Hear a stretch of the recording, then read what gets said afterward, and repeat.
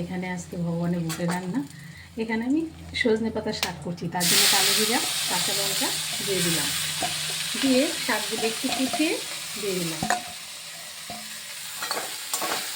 একটু নেড়ে চেড়ে একটু লবণ দিয়ে দিচ্ছি।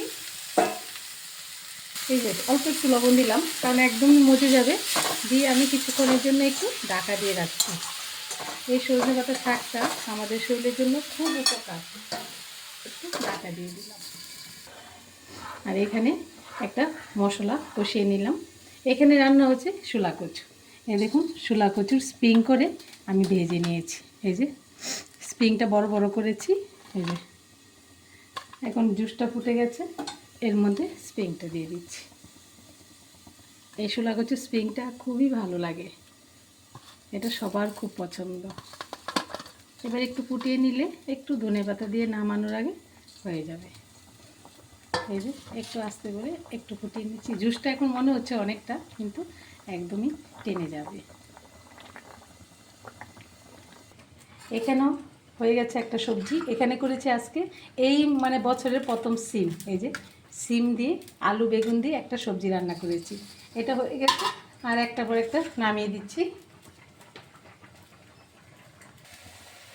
এই যে ফুটে গেছে।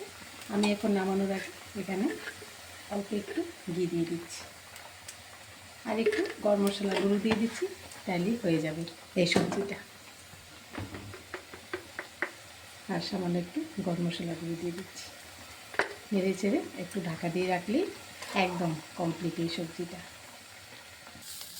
এই যে দেখুন, শাকটা হয়ে গেছে। এখানে আমি প্রথমে একটা আলু ভেজেও দিয়ে দিয়েছি। এই সজনে পাতা শাকটার মধ্যে না একটু আলু দিলে খুব ভালো লাগে, একটু আলুও দিয়ে দিয়েছি। শাকটা হয়ে গেছে, এখন আমি নামিয়ে দিচ্ছি। এই যে এখন একটু শসাটা বানিয়ে নিচ্ছি বুকের জন্য। এই যে এখানে একটু অন্যতে একটু মানকচু ছিল এক টুকরো, একটু সিদ্ধ দিয়েছি। মানকচুটা একটু মেখে নিচ্ছি, সিদ্ধটা একটু লবণ দিয়ে দিচ্ছি।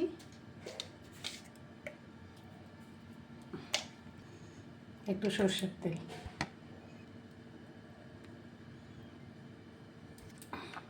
এবার ভালো করে একটু মেখে নিচ্ছি।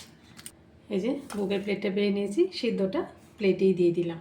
আর এখানে মানকচুর ছোলা কচুর তরকারিটা ভগবানের বুকের প্লেটে বেড়ে নিচ্ছি।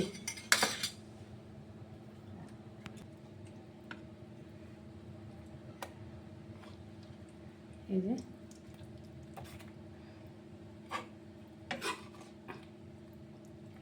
একটু গ্রেভি দিয়ে দিচ্ছি।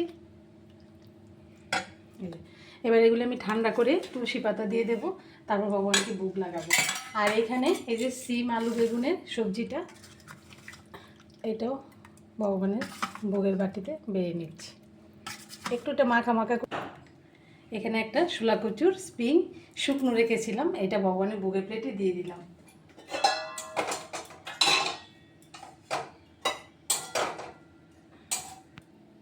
আর এখানে সজনে পাতা শাকটাও ভগবানের ভোগের বাটিতে বেড়ে নিয়েছি।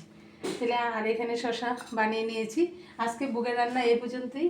আপনারা সবাই ভালো থাকবেন, সুস্থ থাকবেন। আবার দেখা হচ্ছে পরের ভিডিওতে। হরে কৃষ্ণ।